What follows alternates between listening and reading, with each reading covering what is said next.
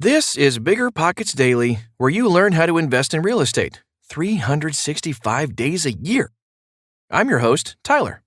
The following article comes from the blog at BiggerPockets.com, but we're bringing you the audio version because you can't read the blog when you're commuting to work or getting your Airbnb ready for your next guest.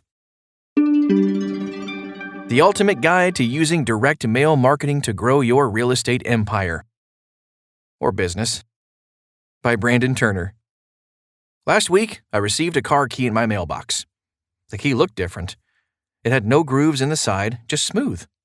Furthermore, the key was attached to a brightly colored postcard that claimed, "You've won!"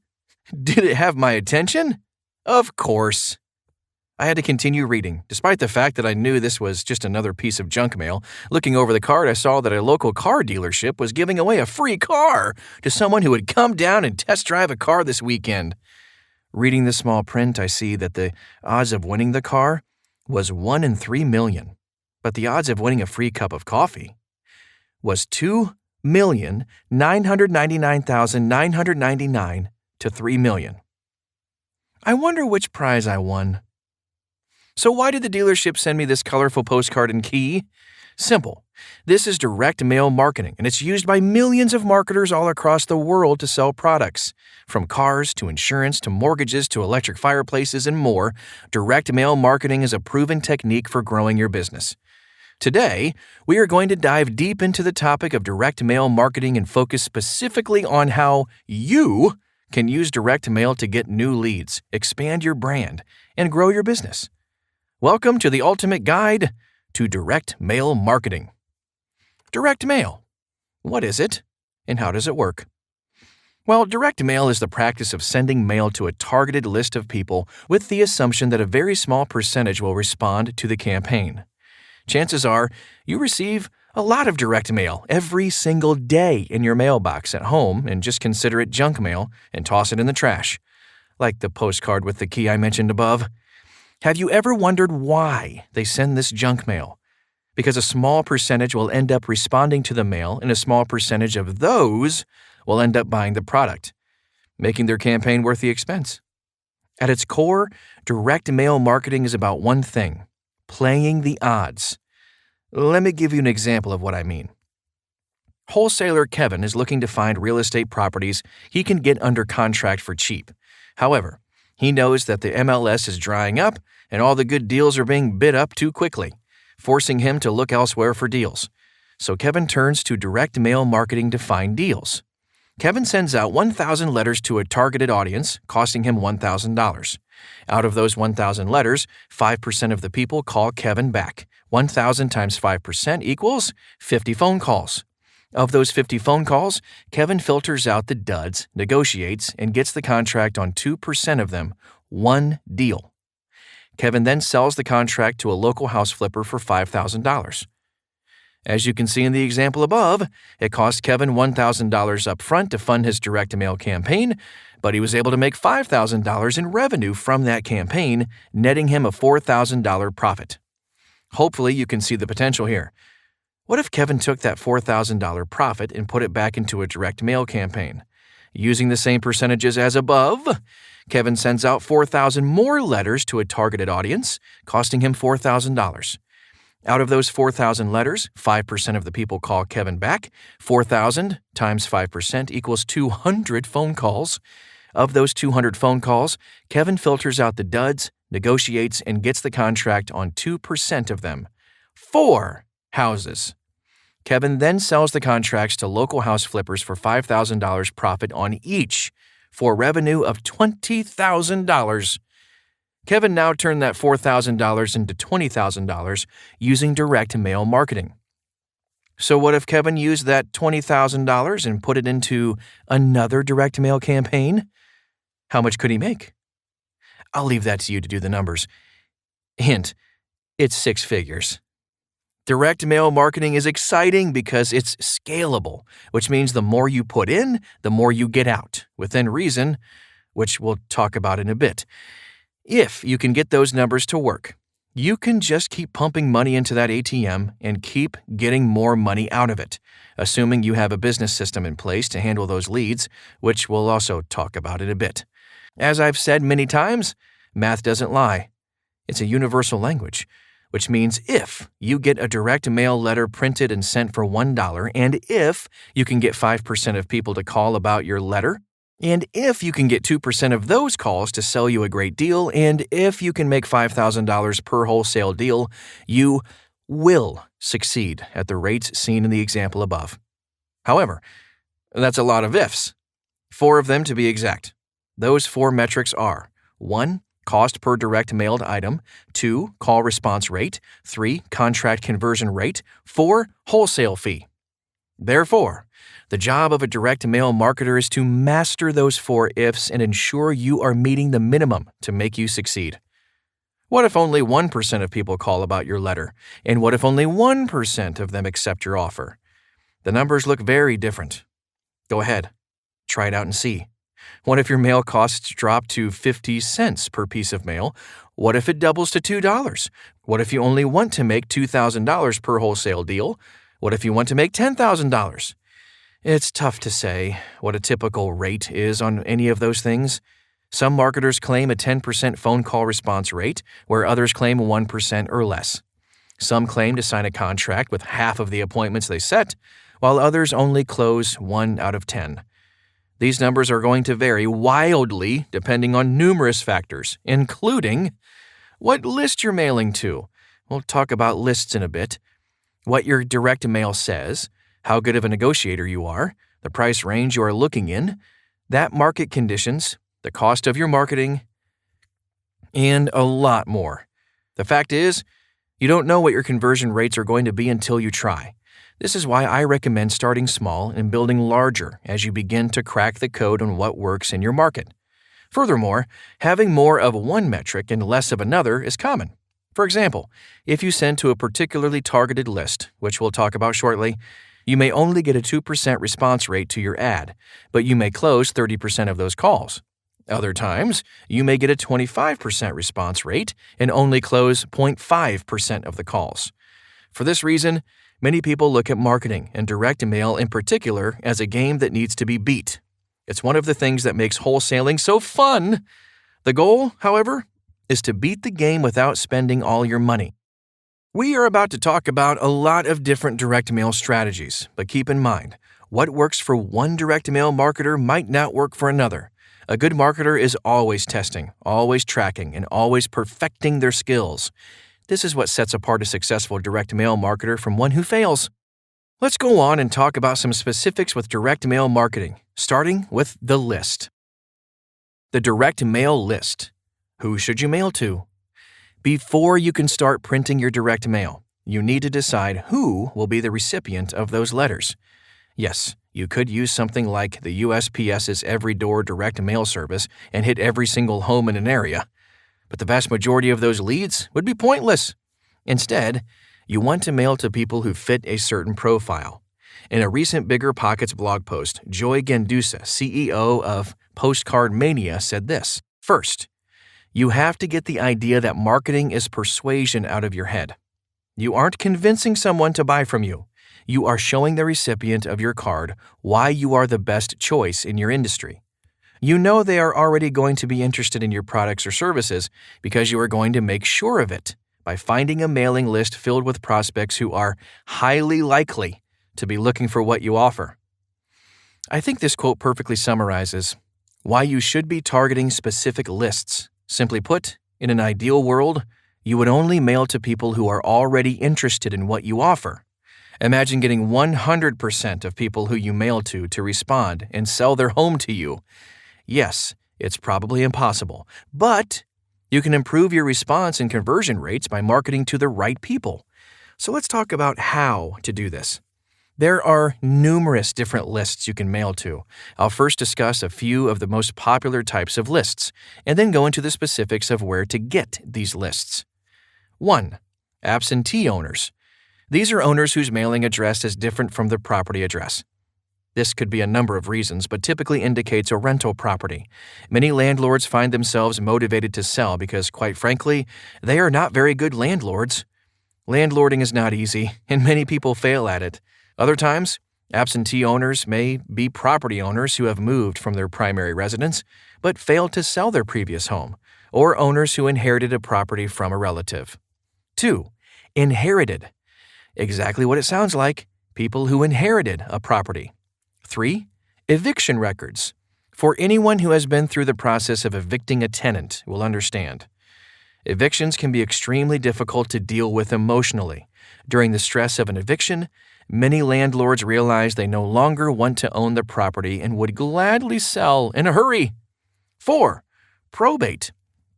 When a person passes away, depending on the way their estate planning was set up, their home goes into probate. Oftentimes, the family needs to deal with emptying out the home, cleaning up the property, doing necessary repairs, and selling the property. For many, this is simply an overwhelming task. This can make probate lists very receptive to a direct mail campaign.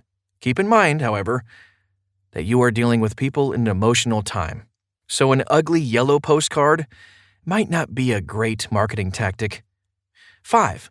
Pre-foreclosures. When someone stops making their mortgage payment, the bank will begin the process of foreclosure.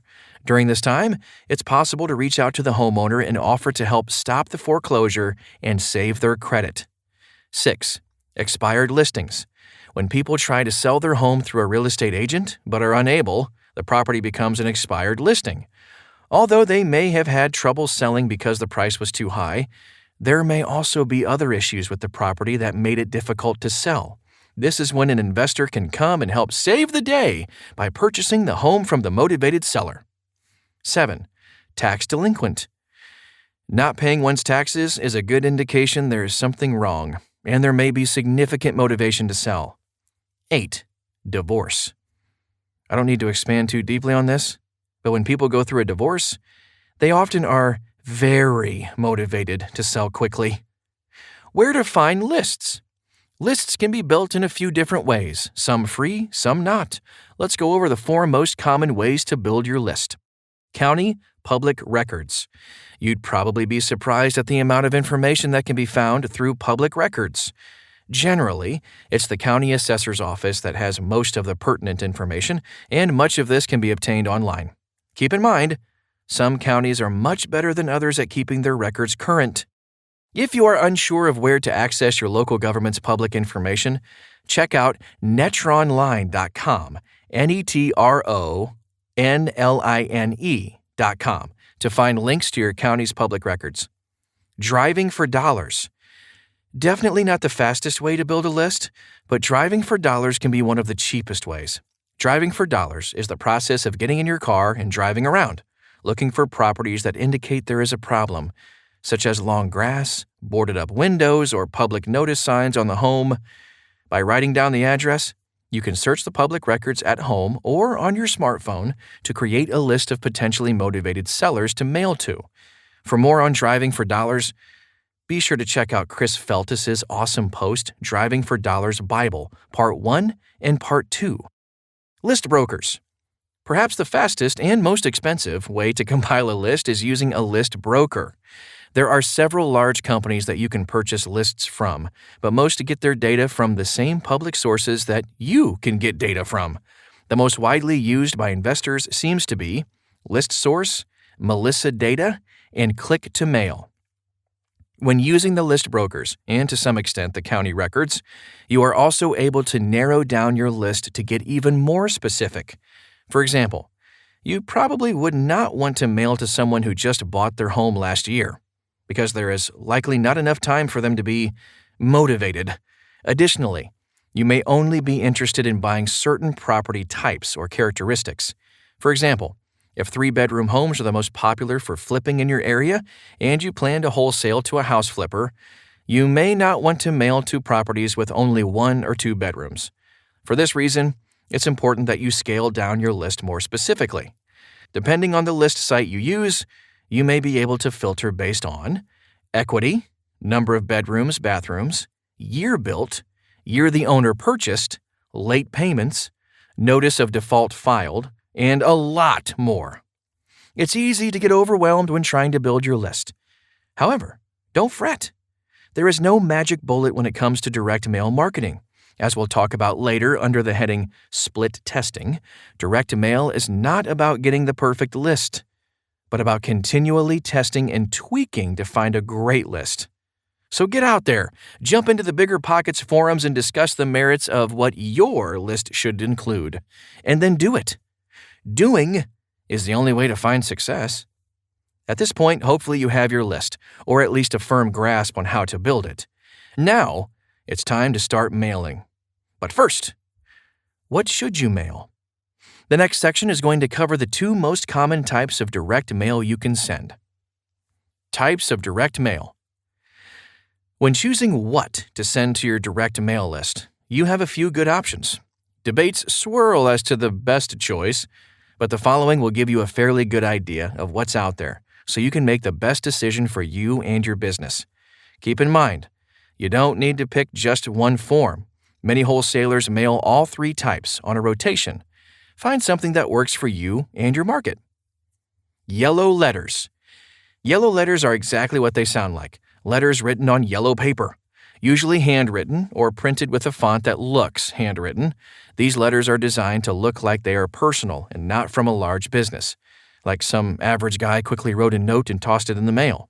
This casual style is designed to encourage the lead to pick up the phone and call you.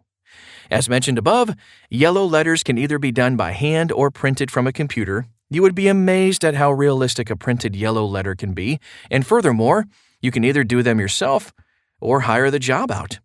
Many investors without a lot of money to start with spend their evenings handwriting hundreds of letters each night, but most quickly discover that it simply takes too much time.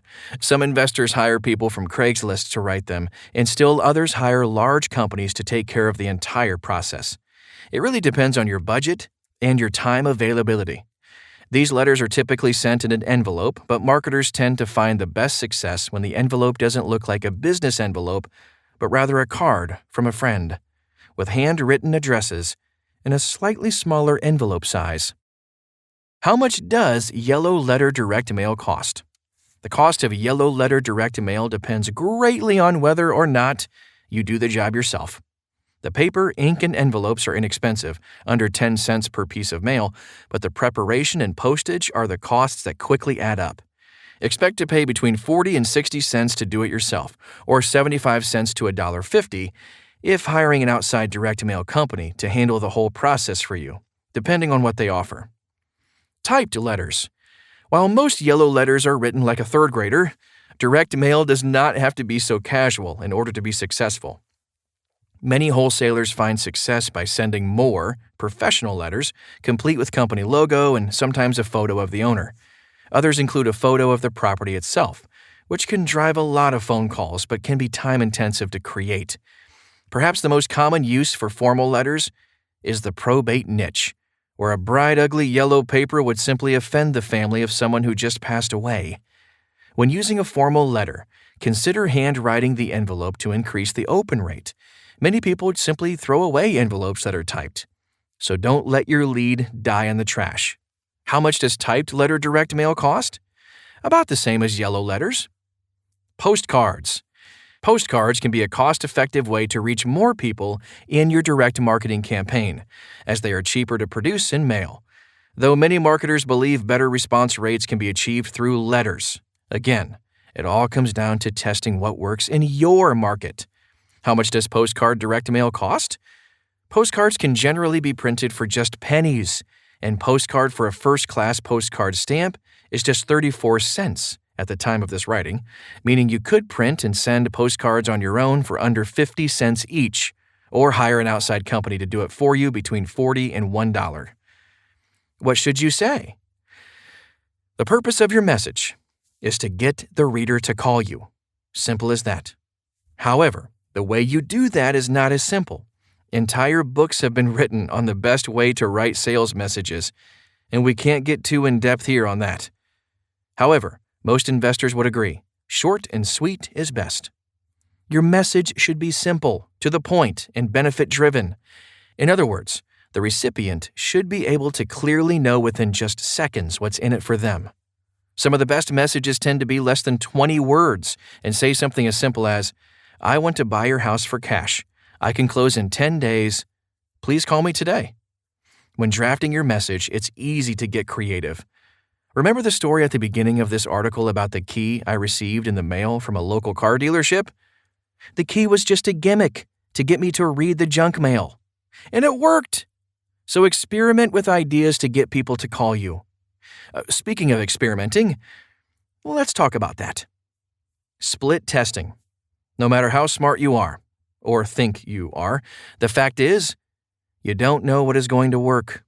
Is a message on a yellow piece of paper going to get more calls for a message on a white piece of paper?